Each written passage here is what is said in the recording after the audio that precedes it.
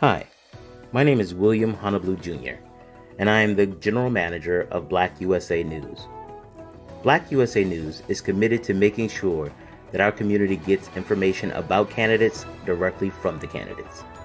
As part of our continuing coverage of Maryland's 2022 election season, we will be replaying shows featuring candidates for office.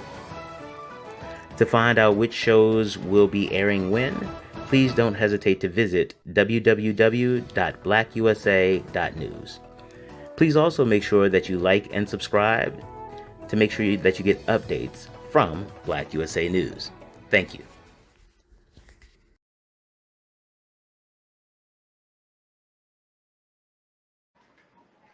Okay, that was Michaela Wilkes, everybody. We have another guest today. We have another guest coming from another area of the state. Hey, thanks for joining us, Reverend Morris. How are you doing today? I'm good. I'm not as interesting as your last interview, but yes, I'm fine. Thank you. No, you have a lot of experience, and you're a wealth of knowledge. So I'm sure the folks would be just as interested. And so for people who don't know about you, tell them a little bit about yourself. Well, I am Marguerite Morris. I'm running for the Maryland House of Delegates. I've been a leader across the state of Maryland to the best of my ability for 25 plus years, been championing public safety in reference to police reform. I've done a lot of interesting things, worked with victims of human trafficking from around the world, ran a shelter, been in ministry for 25 plus years, argued a case. I don't know where to start or where to stop. Hey, no, I mean, hey, keep going. Why not? I'm listening to your resume. Some of these things I knew, some of these things I didn't. Well, one thing I'm proud of, you've seen on my resume, is the fact that I as a self-represented mom, argued that case against the Attorney General's office for the state of Maryland and won. That's one that's I'm very proud of that. Well, let's start off there. Let's hear more about that. Tell us a little bit about that case and your efforts there. Well, that spanned 9 years. It began with the death of my daughter back in 2012, and what I believe was an erroneous ruling on her death, on the matter of death for her. Her death was originally ruled a suicide. Death certificate signed on the same day she died. A suicide ruling while police sat by the car while her body was in it and Googled how she died. And within 48 hours, they had closed the case. That wasn't walking with very many parents, period. So fast forwarding 9 years, I finally got a hearing. And at that hearing, and with that hearing, I argued that case pro se, 5 days, 14 witnesses, 100 exhibits. The Attorney General's office lost. They lost on appeal. And the Secretary of Health was directed to remove the suicide ruling from my daughter's death certificate because they had failed to fully investigate her death. That in itself benefited Marylanders, people across the state of Maryland, because it caused the closing of an almost 25-year-old loophole in Maryland law. And so that's how what that has done has been turned into something to help people. Yes, absolutely. And that has something to do with that community event and the brunch that I attended, I believe it was last month, right? Right. We were having conversations. I started an organization called For Kathy's Sake back in 2012. And for about 7 years, we tried to bring together voices from across the state of Maryland to have a discussion about civilian review boards, which is the equivalent of our police accountability boards that's now being enacted in July. So we were already having that conversation, and I believed at that time that every county should have had a civilian review board. That's about police accountability and transparency. And I found out in my daughter's case that what was missing was just a neutral party to hear both sides of the case and make a determination. And that's what finally happened in 2020 or 21 when I say we had that hearing. That wasn't 10 years ago. That was very recently that we finally got that independent party that could hear both sides. And we won. So, and also I want to add that sort of thing, there are a lot of families right now well, let me back that up a little bit. The reason that's important because it closed a loophole about appealing the matter of death. And that ties to public safety. For instance, young man gets shot or somebody gets shot, whatever. This isn't funny, but I'm going to use an analogy. Person gets shot. Someone says on the death certificate, they ran in front of the bullets. Let's just say that, right? So They on the ran death in front of the certificate, bullets. they ran in front of the bullets. Now, That's what the police report says? That's what the police report says? No, I'm using it as an example. Let's just say somebody gets shot, and on the death certificate, you remember with George Floyd when Dr. Fowler said that George died because he inhaled the carbon monoxide? Well, yeah. that's the same doctor that I defeated in my argument. That's the What? same, because it was ridiculous. So in my daughter's case, it was ridiculous. It was the same doctor's ruling, because what happened was, if they make a ruling on that death certificate, you or persons across the state of Maryland only have 60 days to appeal it. But they had a loophole that was saying that you couldn't appeal it at all. So, or they could deny you the right to appeal it after 60 days. So in cases like the death of Antoine Black, Keith Warren, these individuals across the state of Maryland, that's what's missing. Until you get that manner of death changed, you can't get a further investigation into the case. So that's why that's important now. It's important now. So my next effort, win or lose, I know I'm going on and on, is to have the time limit on the death certificate change. For instance, if what I said just happened, you only have 60 days to appeal it. You're grieving the one you just buried, and you got to appeal it and be able to prove it in 60 days. Come on, that's ridiculous. And that's been sitting there forever. Who's on first with that? Who's on first with that? Because that death certificate, you have 60 days to get it corrected. If you can't get it corrected, you can't get a further investigation. And that's almost like a drop the mic moment. That's ridiculous. So that has to be changed no matter what happens. We got to fix that. I agree. So is it called known as Kathy's Law? Or is that?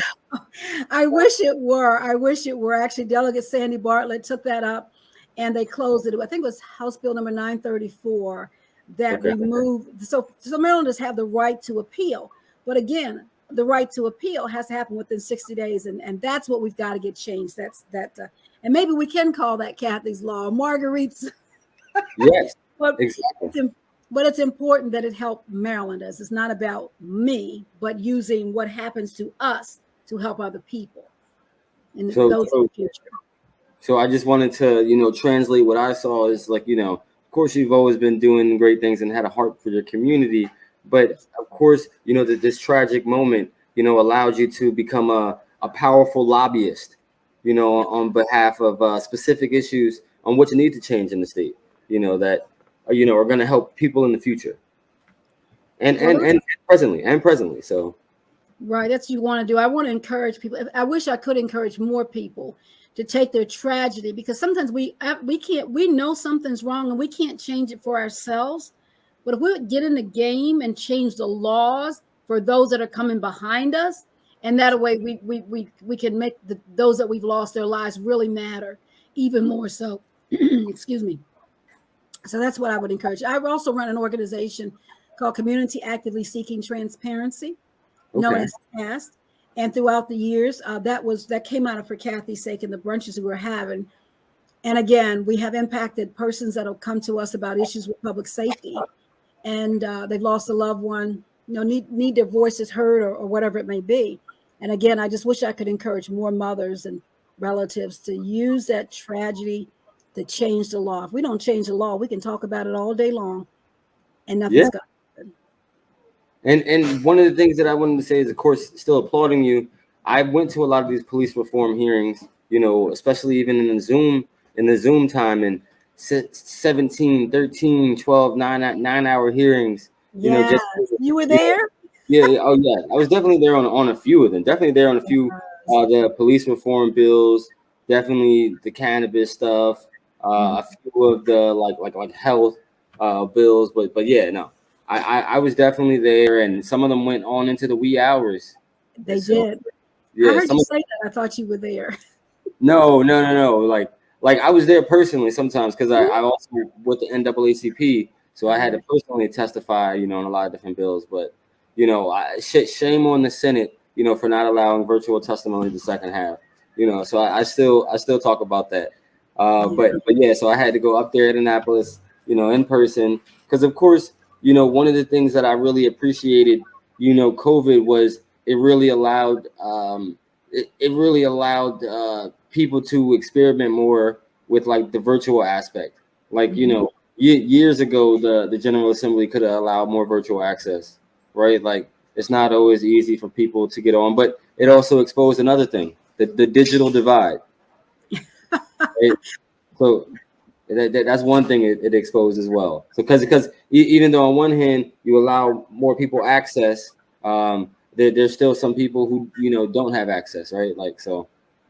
That is correct. That don't have access, that don't know how to get access, you know. Yes, that's true. Yes. Okay. And so one of the questions I wanted to ask you was, what are you going to focus on when you get to Annapolis? What are your key priorities? I like the fact that you just said when I get to Annapolis. Well, you know, one of those things, of course. Well, you know, like I gotta be forward. Positive thinking, yes, when I get to Annapolis. Well, you know, again, public safety is one of my issues. I don't know where I'm going to land in all of that. I do believe in listening to the people. I do believe in connecting with the people. And when you've experienced certain things, you know where there's a divide. One of the things I might focus on is the fact that there are laws that were enacted throughout the years when some of us weren't watching that now are coming into play, that the result is inequities, financial and otherwise, and we weren't watching when they took effect. And those things have to do with obtaining funding. I think sometimes we need to go back and look at some of those things that happened that were planned. They knew the effect. We weren't watching when they were put into effect. And so now we fast forward to right now where there's a lot of disparities in that financially and otherwise. Yeah. I believe so. Want to focus on, you know, education and public health. There's a lot of different things that, and you know, Roe versus Wade is right up there on the top of the list. It's all of those things, right? So just to bring it back in the scope for people who don't know your district, what cities in Maryland encompass your district? Actually, I am in Anne Arundel County, and it's newly District 33A, which covers primarily Odenton and Gambrills, but also touches into Crofton, Millersville, Crownsville, and Severn. It's a little bit of all of that. Okay, I'm familiar with that area. I spent some time in Odenton. Mm-hmm. So I'm definitely familiar with that area. Okay, and Right. So one of the things that I wanted to think is like, is any of that district represent what is the area? It's an area right there off of Fort Meade. Sheesh. Well, I forget what area it was called. Oh man. Fort Meade has around it Laurel, Hanover, Severn, Odenton. We're all right there at Fort Meade. So but it's like Fort Meade sits in the center of us, or it was a certain community, right? Because like coming from like Prince George's County, like I had like a different perception of like Anne Arundel, right? So like there was I forget which area it was, but like it was definitely a lot rougher than I expected. It was right. Oh, you're talking about Pioneer City or Meade Village? Yes. Now, what's so rough about them? What's so rough about them? I mean, I'm just saying that some of them need some love. Some of the areas need some love, you know. Well, actually, let me throw this out there that I don't think people realize, but some of us leaders have been blessed. We came from those communities. And when you come from those communities, you get conditioned. If you're out of those communities, then you're in condition, you're afraid to go in them. But hey, I was raised as part of my teenage years was spent in Meade Village, and you know, we go hang out in Pioneer City. So it's and it gives you an interesting perspective because you were raised in it, so you know the dynamics. You can talk about it, and people can't say, "Oh, you said it." Well, I was lived it, so I can certainly tell you about it. No. I mean, I agree with that. The lived experience makes you a better, you know, lawmaker, more compassionate, more empathetic. But I like what I was saying is just coming from Prince George's. Like, I didn't think that, you know, Anne Arundel had necessarily these rougher areas, right? Like, I thought it was like very rural. Just the perception I had, you know, not spending a lot of time there earlier on, you know. And it's a lot more diverse. It's a lot more diverse than I expected too. That's interesting because a lot of my friends, like out on the West Coast, they keep referring to, they think the whole area is Baltimore. And you got to go, wait a minute, Baltimore is a city that's there, but it's not all Baltimore. So yeah, yes. That's very true. But I will say, you know, knowing people and spending time in that area, people in Anne Arundel County seem to have a closer connection to Baltimore City. It could be a lot of people, you know, that migrate or, you know, have family in one of the places, but you know, there definitely seems to be a love of Baltimore City from people from Anne Arundel County. I don't know. I guess it all depends on where you're at and where you land, you know, Where because you land? we've got the issues all over the place. We've got we talk about they don't want to connect the bus lines here. You know, there's all kinds of dynamics.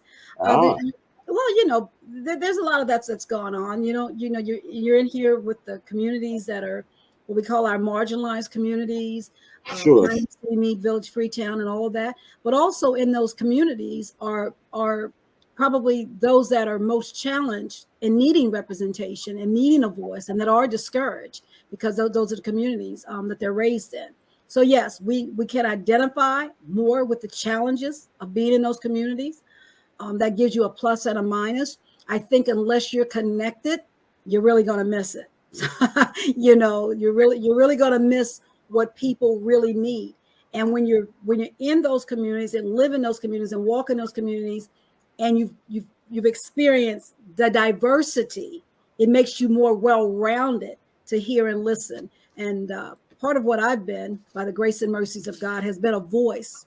I've always wanted to be a voice for the voiceless, impacted persons, and like John was saying, John Lewis, the good trouble. They don't want to hear my voice because I'm going to talk for those individuals, you know, that need a voice to hear them. Yes. The very last question I wanted to ask you before I hit you with the lightning questions. Oh is no! Is there areas in your district that are being gentrified? You know, for lack of better terms. Explain. Tell me what you mean by that. So when I say gentrified, you know, typically, you know, one group of people live there, and the area has now since been developed, in which the people who once lived there are priced out, and you know, there's been a wave of new people ever since then. And actually, for me, I don't think I really see a lot of that. I see people being taken advantage of with the COVID and the rent issues. I see landlords. I've seen a few landlords push people out of public housing or subsidize housing because it's taking advantage of the ability to get rid of them because of COVID. I think I've seen abuses like that. Like there's somebody there that's been paying $1,000 a month for 5 years, and you want them out because now you can get $2,000 or $3,000. So you want to get them out of the lease that they're in. You know, I've seen people being taken advantage of, but I think it's under a lot of development because of the military. okay, and that makes sense. That makes sense. Mm-hmm. Okay, no, I mean, I was just curious because I'm not as familiar with that area, but rent issues I'm very familiar with. We have rent issues in Laurel City. I'm not sure if I ever told you about it or if you've seen some of it, but yes, it's definitely an issue everywhere. Yeah, I've spent some years in Laurel too, so okay, well-rounded. Yeah, yes, I know about Laurel. Well, I can promise you, it's even some of those stories you've heard have gotten even worse. Like, you know, just last week, you know, I've heard of people with rent increases upward of $1,000. You know, so you know the people are upset because, as we know, you know, people are not necessarily making more. So that's very true, and so we do have that, but I don't think it's, in my opinion. I don't see huge developers coming in and overdeveloping, but I do know of abuses. And then you run across the prejudice, and I say that in the sense of, you know, you have people everywhere you go that don't want to deal with people that have certain types of housing. And I know in Anne Arundel County they've enacted some kinds of laws locally in the county to try to start addressing the discrimination that can occur when you want to not rent to people because of where their income comes from. You know, so I can see some of those needing to be fixed and improved. Sure. That's at county level. Yeah. Well, I definitely I know that you could push them and nudge them from the state seat. That's how us legislators do. Of course, you use whatever pulpit you have and whatever connections you have. So I know that you'll be an advocate leader. And a couple quick questions I had for you. Are you a Pepsi or Coke type of person? I gotta say this. You keep asking that question. So what is the correct answer? There- there- there- Okay, there I'll is- tell you what there- happens if there- I say Coke? Well, I mean, hey, I Listen, congratulate you for liking Coke. I mean, there really isn't a Coke answer. It's supposed to be one of those just not serious questions, but also for people like a little insight of who you are, maybe just a little insight. oh gosh, I'm scared of that question. All right, so I like Coke. Oh, okay. Hey, awesome. For sure. The second one I have is favorite superhero. Oh, Black Panther. Black Panther. Okay. Yeah. One of my my Anne Arundel sisters, she said that last week. I'm sure you know her, Armani. Yes, Armani Jackson, very very fine young lady. Yes. So she said Black Panther as well. Big ups. Mhm. And the last question I have for you was, who is your favorite author? Oh my gosh, my favorite author. Favorite Oh, one. I know you didn't expect that one. You were preparing for I it. wasn't. I was taking notes on everything else. And it's a book written by one of my college professors, and it's called Body Aches. Okay. And they just have to look up Body Aches. It's ACHES. Body Aches, I and love that's one of my favorite books. And it talks about churches a little bit. So I found the topic very amusing and very very helpful. for sure. The, For the, sure. the church stuff. Okay. Well, you got to send me over the recommendation. I always appreciate some good books and good recommendations. Mm-hmm. And so thank you for joining us. I just wanted to give you an opportunity to give your last words, and then also tell the people how they can stay connected with you after this. Absolutely. Well, first of all, thank you for having me on. I consider it a great honor. I've been watching a couple of your episodes, and they've been very, very interesting. So thank you for reaching out to me and giving me this platform. As you've already heard, I'm running for the Maryland House of Delegates. I think I heard the guest before me speak about the low voter turnout. Sure. We need people to show up and come out. I'm going to say it's just a fact. I need the Black vote, and it has been low. I'm going to also say that my campaign, if you want to learn more about me, I've been doing this for 25 plus years. This is not about a campaign. It's not about, how you say, trying to get that moment with the camera. I've been doing this across the state of Maryland. And so if you go to www.thepeopleformarguerite, Marguerite is spelled MARGU, well, they can see it on the screen, .com, you'll take you right to my website, and you can see the documentation of a life lived by the grace of God that's been a true servant across the state of Maryland. Need your vote. You guys do your thing. I love me some young people. I love your energy. And you can also go to my website and donate. Yes, she said we have until the 19th. She did say people needed to win this race. Don't forget it. And sir, if there's anything that I left out, I know what I want to add. I heard you ask that marijuana question. I got a note here. You got to know about the cannabis. Let's hear Reverend, what do you want to say about the cannabis? Let us know, Reverend. Well, wait a minute now. Now, those that know me know that I'm down to earth. I have I hope a great sense of humor, and I love to laugh. They also know me as an accomplished billiards player. I'll throw that out there. So I'm a little bit out of the box. We got to shoot some pool. Yeah. So I'm a little bit not that halo. I do believe in the Lord and I walk with him, but I also have a sense of joy and I enjoy life. But the cannabis thing, I was just going to say that about the expunging. Yes, of course, I support that. And it's very interesting because what I wanted to throw out there was that I have some friends and they're non-Black, but they've been baking marijuana and brownies forever. And I'm looking at these people like, how do you do it? And it's been legal. So Yeah. We do need to, I want to listen to the experts because I'm not an expert in that field, but follow the lead of others. And I'm open to hearing from people like you and me, because that's what I'm about and that's who I represent. Thank you Well, very much for this time. I appreciate that, and you being thoughtful, and we're definitely going to invite you into those conversations. And I appreciate you for being a servant leader and doing the work long before you put your name on the ballot. So, thank you for your service. Absolutely. God bless you, and y'all take care. Thank you. Yes. Good luck out there. Go get them at early voting. Really appreciate it. God bless. Yes. See you soon. That was this week's episode. We had two great guests, two wonderful sisters in action, right? So definitely make sure to get out there and vote. As I tell people commonly, right? Don't necessarily vote because your grandparents, this, that, and the third. Vote because of your self-interest.